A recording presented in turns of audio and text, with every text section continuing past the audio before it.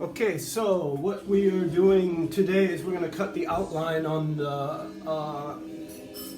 top for this cello. While I was about to do this, I remembered about 4 years ago, the reason making this video is to tell you what not to do and explain a little bit about wood. Turn the music down. The music for today is songs of the sea, ships, and slate. And we love it. I mean, it's just, this is the life, right? So that's what we do. Anyway, all right, so it looks like, I'm looking at this and it looks like I cut this with a bandsaw, because look how close I am here. That's like the limit. Don't do that. I usually cut them out by hand. I have no idea why. I can't remember, because I started this a long time ago. You can see the difference in color. This is what I did this morning. You can see it's brown up here. That's because this plate has sat for so long and it's just getting old, which is a good thing to do. But this piece of wood is incredible. I'm remembering and realizing how nice this top is. So yeah, I've already gone like dangerously close. It's gonna be fine, but yeah. So like 4 years ago. Oh, and another thing you can see, I have my maximum height in my center, right? And I have these nice and low, but they're not obviously not ready for edge work. So what I'm doing is I'm cutting out with the coping saw this part, right? And what you need to remember to be very careful about is when you're in this area here, especially, or really anywhere where the grain, on this instrument, the grain is really wide, right? So a few years ago, I'm just rolling along with the coping saw, cutting my outline. And, well, I'll demonstrate. All right. Because the grain was so wide and the blade I was using was very coarse, I'm just rolling along. So always go far outside your line, because you want to do that by hand. Never make the mistake of thinking, oh, I'm just going to cut real close to the pencil line and save work. Don't do that either.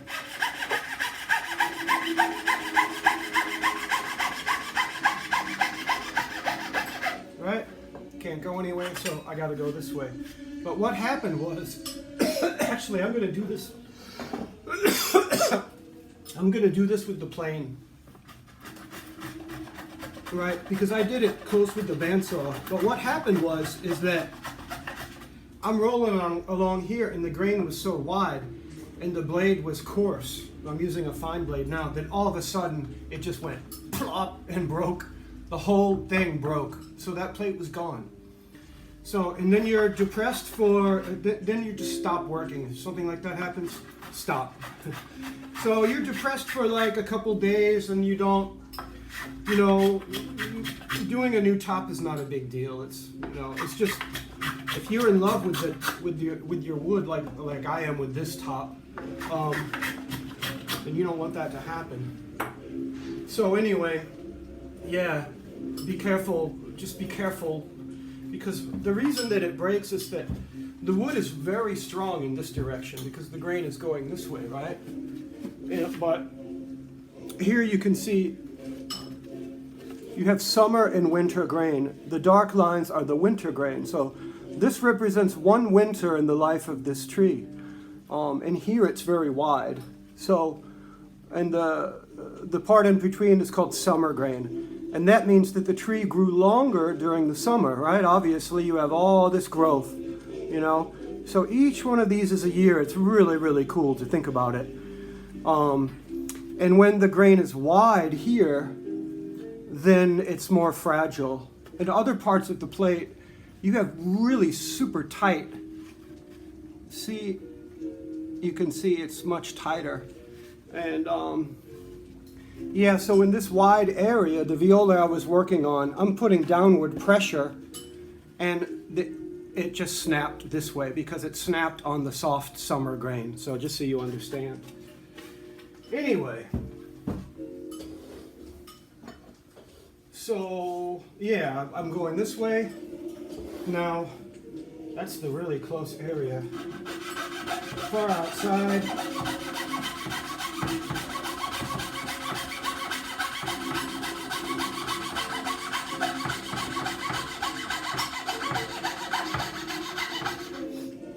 When I get to the corners, sometimes I just hold my hand on here, but this corner is pretty thick. Because that's another thing you do not want to do, is these parts are fragile now. Be careful. Careful.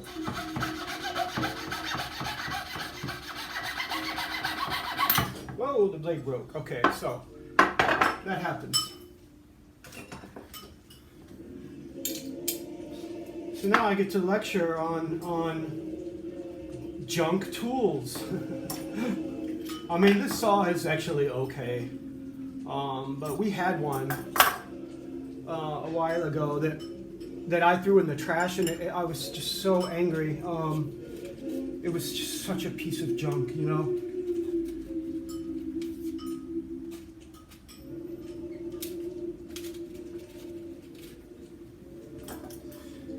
And I'll explain why. It's because, yeah, first of all, you make sure that the teeth that it's cutting down. Obviously, anyone knows that, right? There might be someone who puts the blade in the saw with the teeth going up. And sometimes that can be hard to feel. You got to feel it with your finger by doing that. So it's grabbing my finger. So the blade goes in, obviously, this way.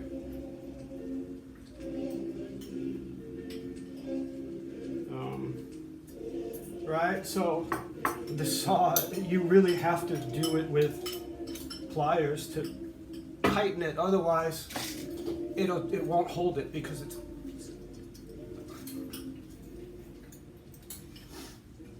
I mean, this will hold it, but you just hope that it doesn't snap, and then okay, oh, right now it's not going to snap. All right. So I'm going to go in here because most of this I can actually do with the plane. It's just cutting the center that you need to understand.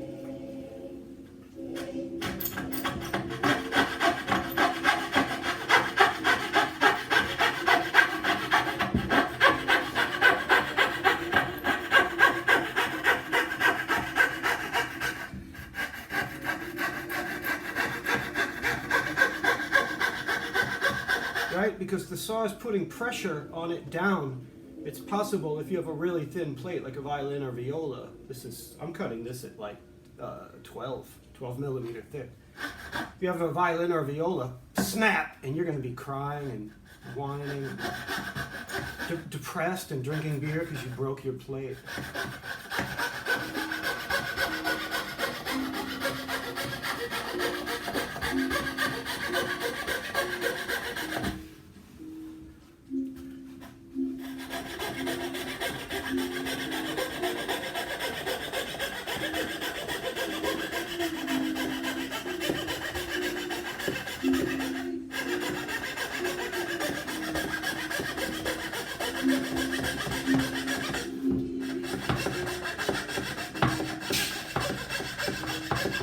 Right? And make sure that your saw is like not going like this or not going like this, because if it's tilted this way, then the bottom is going to cut, you know, further in. And I mean, in a way it doesn't matter because you're going far from your pencil line, but as a general rule, when you're using a coping saw, you know, you don't tilt it because it makes it uneven. Then you've got a crazy cut, right?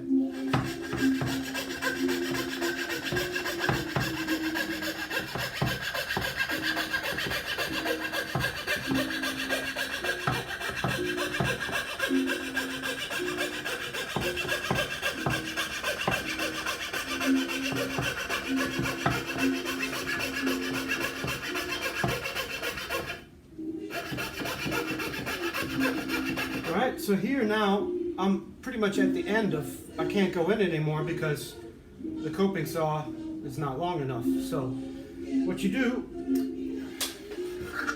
is back it out and you use a spiral blade.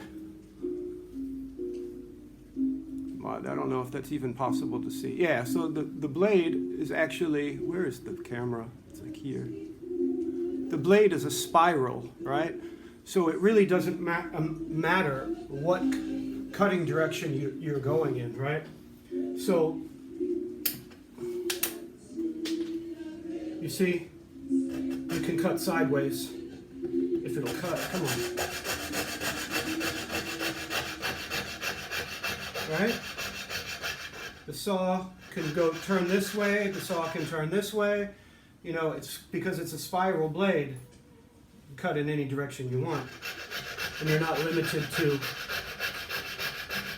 Now when you're using the spiral blade, you want to be careful because it can kind of, you don't have as much accuracy, you know? And it kind of makes a really ugly line, you know?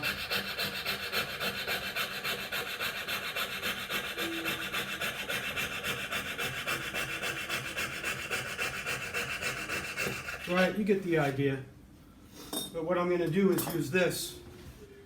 Instead of using the spiral blade that makes the ugly line, I'm going to come in here and go as far as I can, which actually may be quite far. So again, careful on your corners. Careful.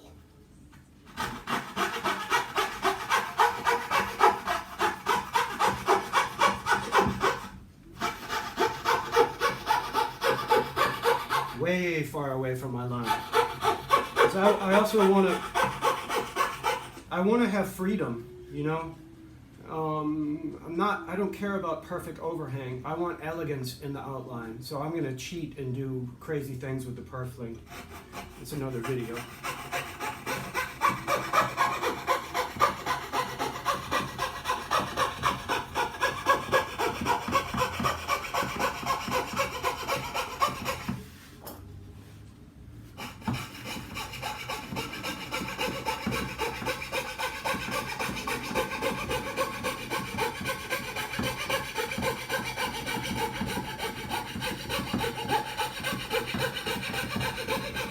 So we'll just see how far I can go in. I still got a lot of saw here.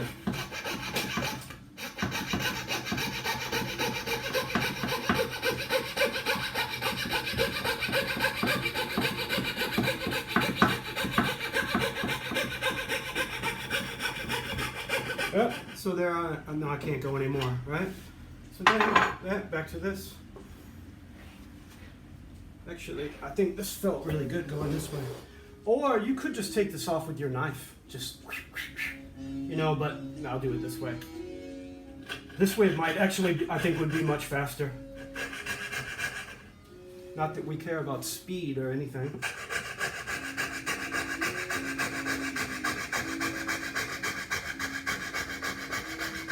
So as long as this blade doesn't break, then we're okay. They like to break. And it's always like a nice little surprise. Pop! You know, it's not fun. The thing, you never know when it's going to happen. You can't live in fear, right? That would be mental illness to live in fear.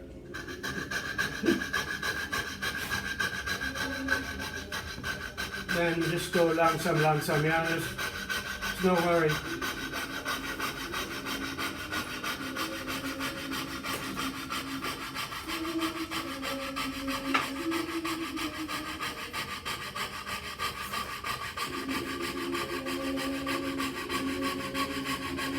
This is actually cutting really nice, this spiral blade. I don't know why. A lot of times it just makes this line, it's like, so you gotta be careful.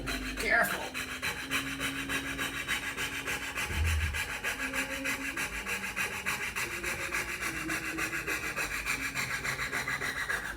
Alright. Let's just finish this because that's bothering me.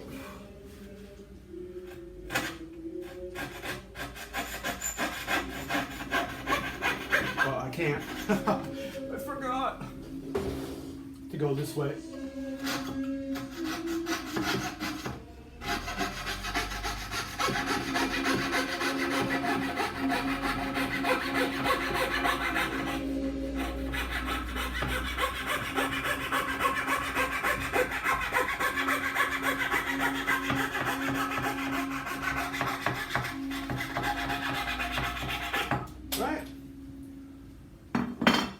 This is bothering me too. It's going to drive me crazy. I'm just so. I can't, why did I never, ever do this with a bandsaw? I have no idea why. There must have been a reason. But I can't remember because it was so long ago.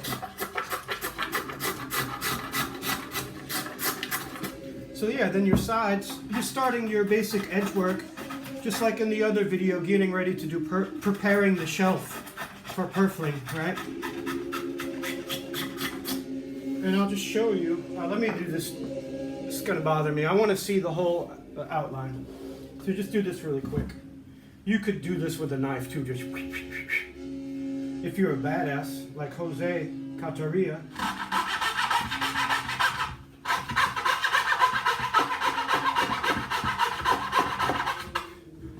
Yes, I mean this in no way reflects your outline. But, so here, again, same thing. Careful, cat. Right? Go nice and slow. Especially if you're doing a violin. Because it can snap. I mean, it's only done at once in, you know, once every 20 years. So, but still, why waste a plate? Instead, just be careful. I think I was just rocking and rolling. I was like, oh, maybe listening to King Diamond or something. I don't know. Well, we would love to listen to King Diamond right now, but usually that happens at night.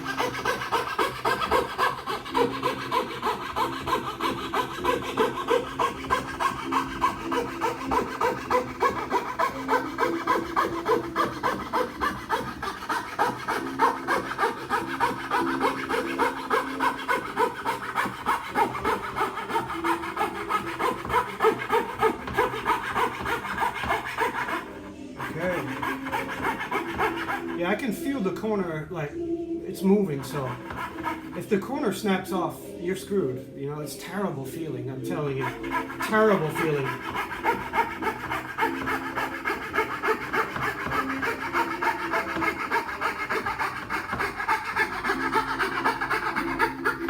Right?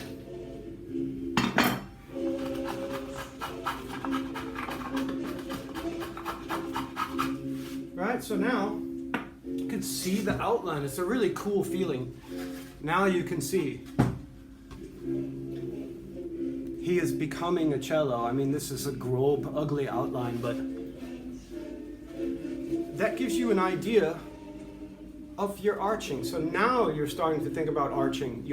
Not your final arching, but first you're going to get this to purfling level. But that's always a good feeling when you have this, instead of this ugly lump of wood with all this crap, you get both sides cut out, and you know, oh, it feels good, yeah. But yeah. So what else? I guess that's actually it. Except this plate is so, I don't know, like the cutting direction on this side is freaky. It actually normally it cuts this way, like this way, this way, this way, and this way. Like that's your carving direction. But on maybe it's on both sides, but on one side, it's just one direction. I'm like, what? I've never, so I really, honestly, I don't know why. It's the only time I've ever, but the way this plate is, the way that you feel that you're cutting it, it's just like, ha, ha, ha, yes. And it's gonna go with Cypress cello.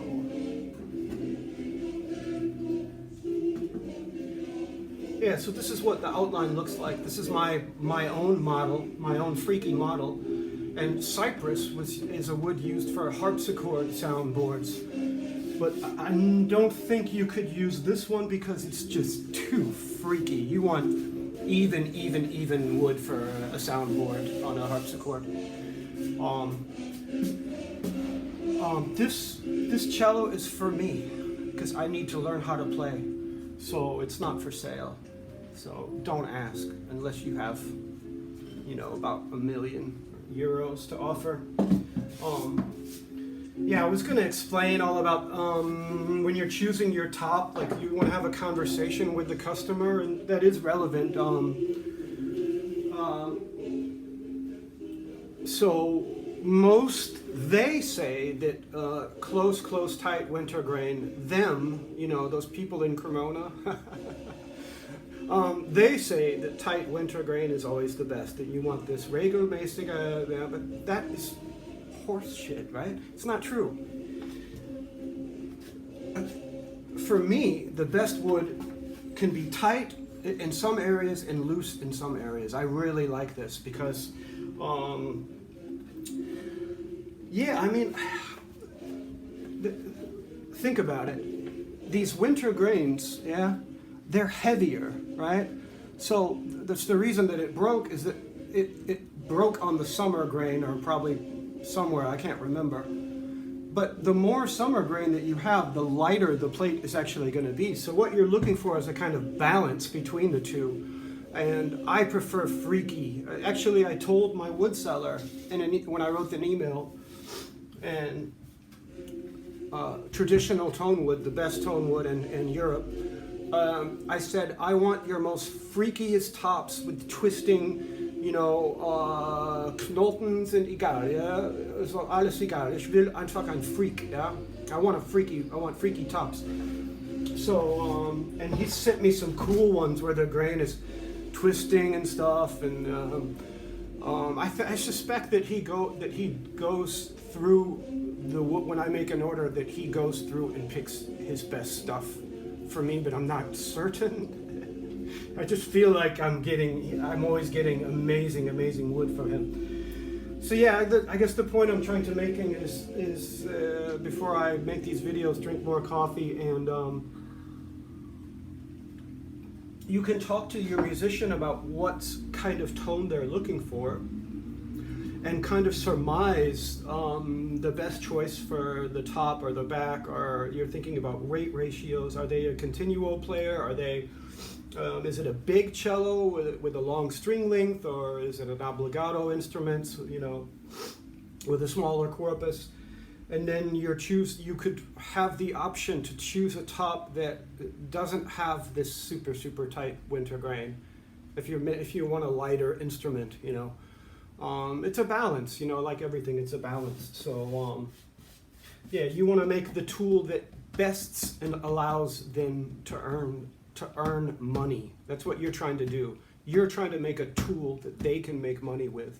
So I guess what was the point that I'm trying to make? Yeah, so they may come to you and say, oh, I want a Montagnana model, and you say, well, why this? Why Montagnana? And let's talk about what kind of sound that you want, and then you can make the decisions, because most cellists know what they want.